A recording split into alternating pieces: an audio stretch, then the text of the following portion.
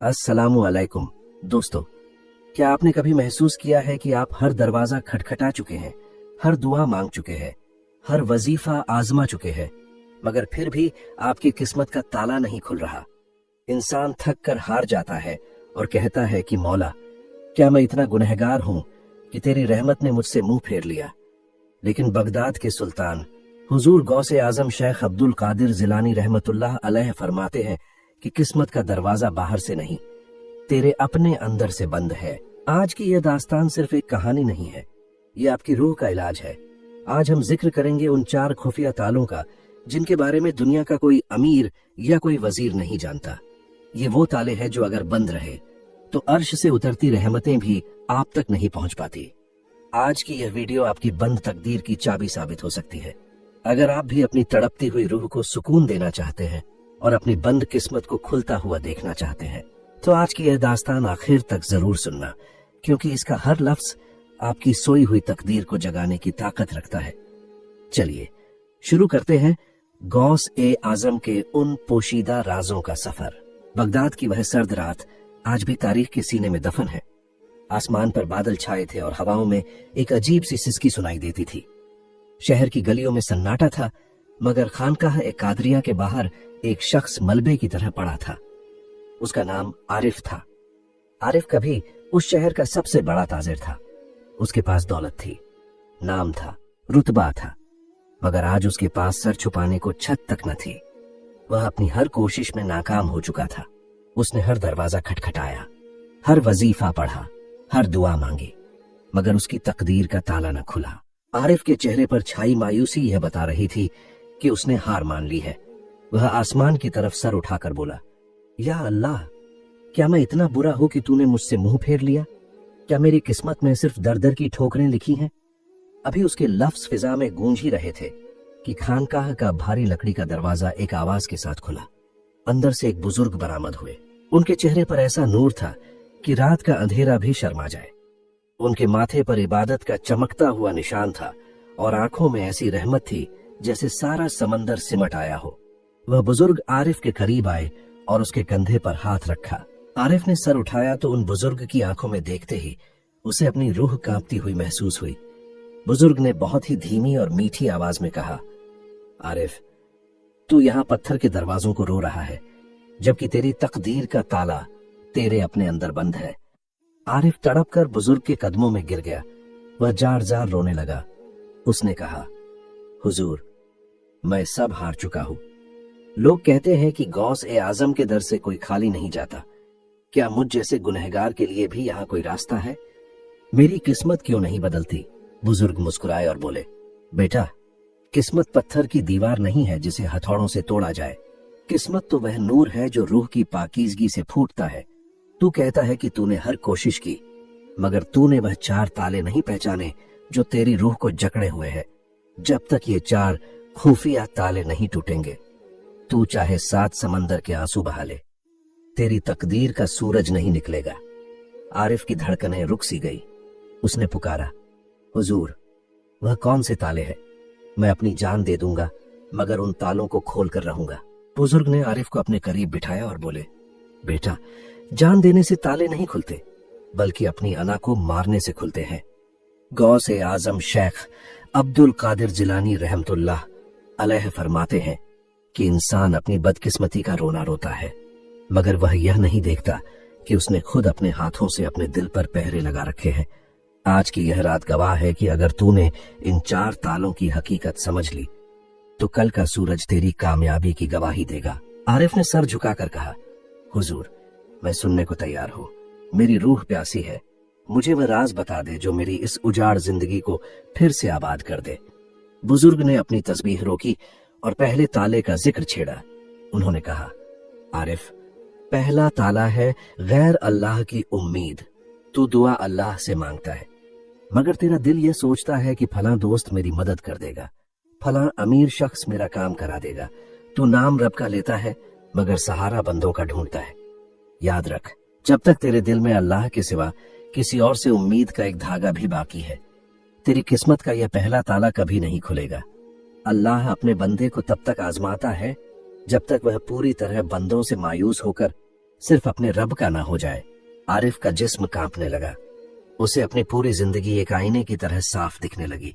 उसे याद आया कि वह हर दुआ के बाद लोगों की तरफ कैसे उम्मीद भरी नजरों से देखता था। उसे अपनी गलती का एहसास होने लगा। अभी तो यह सिर्फ शुरुआत थी। बुजुर्ग ने अभी 3 और बड़े राज खोलने थे। आरिफ को लग रहा था कि उसका सीना फट जाएगा। आरिफ की आंखों से आंसू थमने का नाम नहीं ले रहे थे। उसे महसूस हो रहा था कि अब तक वह जिस अंधेरी गुफा में कैद था, वहां आज पहली बार किसी ने नूर की एक किरण दिखाई है। बुजुर्ग ने आरिफ के सर पर हाथ फेरा। खानकाह के मीनारों से टकराकर आने वाली हवा अब और भी ठंडी हो चुकी थी। बुजुर्ग ने अपनी आवाज को थोड़ा गहरा किया और बोले, आरिफ, पहला ताला तो तूने पहचान लिया, मगर अब दूसरे ताले की हकीकत सुन। यह ताला पहले से भी ज्यादा मजबूत है, क्योंकि इसे तूने खुद अपने पछतावे की जंजीरों से बनाया है। बुजुर्ग ने कहा, बेटा, दूसरा ताला है माजी का मातम। आरिफ ने सर उठाकर देखा। उसके दिल में एक टीस उठी। बुजुर्ग ने बात जारी रखते हुए कहा, तू आज में नहीं जीता, तू कल के मलबे के नीचे दबा हुआ है। तू हर लम्हा यह सोचता है कि काश मैंने वह गलती न की होती, काश मैं वह फैसला न लेता, काश मैं उस दिन वहां न जाता। याद रख, यह काश का लफ्ज वह जहर है जिसे शैतान तेरे दिल में घोलता है। गौस आजम रहमतुल्लाह अलैह फरमाते हैं कि जो बीत गया वह अल्लाह की मर्जी थी, और जो होने वाला है वह अल्लाह की रहमत होगी। मगर तू है कि मरे हुए कल का मातम मनाकर अपने आने वाले कल का दरवाजा खुद बंद कर रहा है। आरिफ को ऐसा लगा जैसे किसी ने उसके सीने पर रखा हुआ बरसों पुराना बोझ हटा दिया हो। वह वाकई अपनी पुरानी नाकामियों को याद कर करके अपनी रूह को थका चुका था।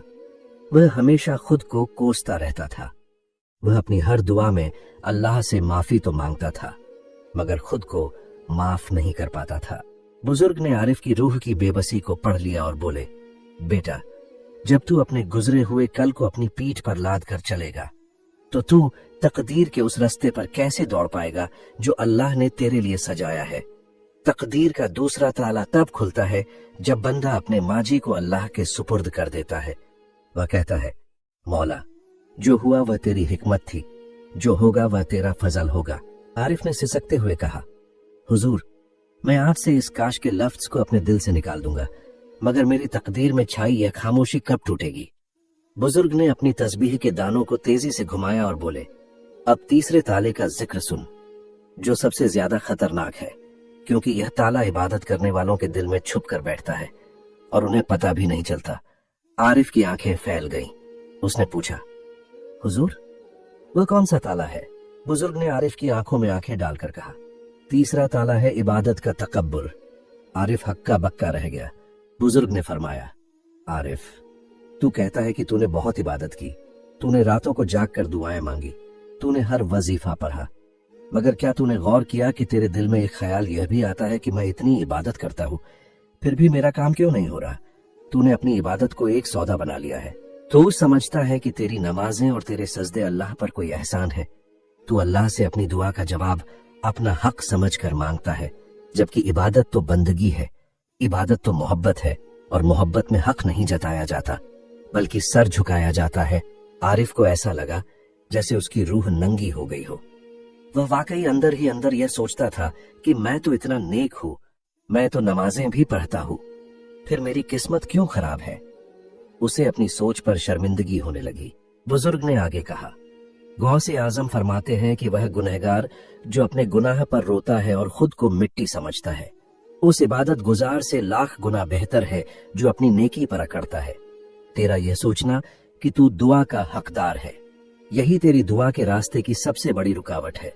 जब तक तू अपनी इबादत को अल्लाह का फजल नहीं समझेगा, तब तक तेरी किस्मत का यह तीसरा ताला कभी नहीं टूटेगा।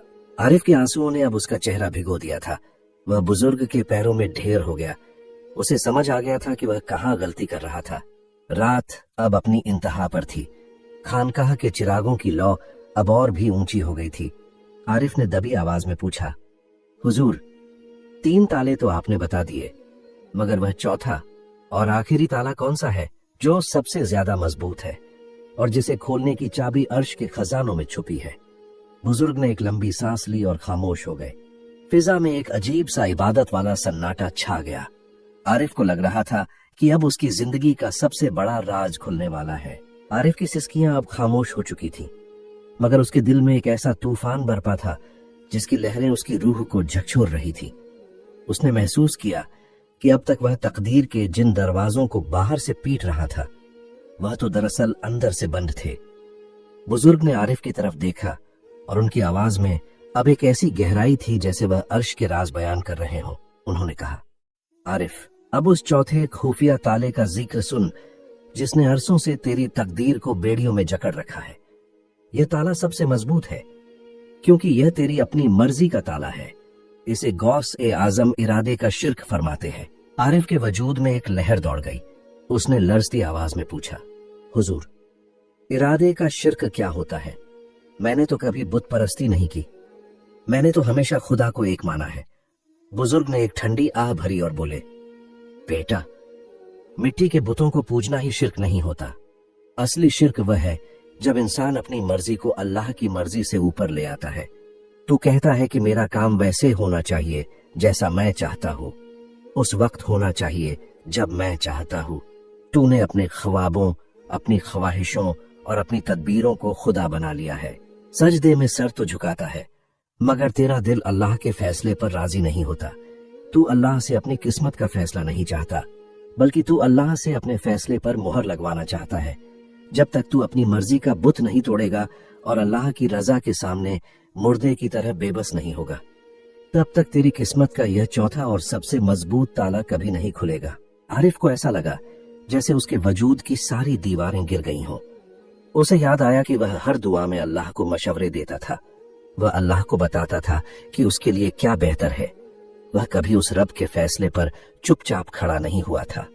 बुजुर्ग ने आगे फरमाया, गौस ए आजम शेख अब्दुल कादिर जिलानी रहमतुल्लाह अलैह फरमाते हैं कि ए इंसान, जब तक तेरे अंदर एक बाल बराबर भी अपनी मर्जी बाकी है, तब तक तू विलायत और रूहानी सुकून की खुशबू भी नहीं पा सकता।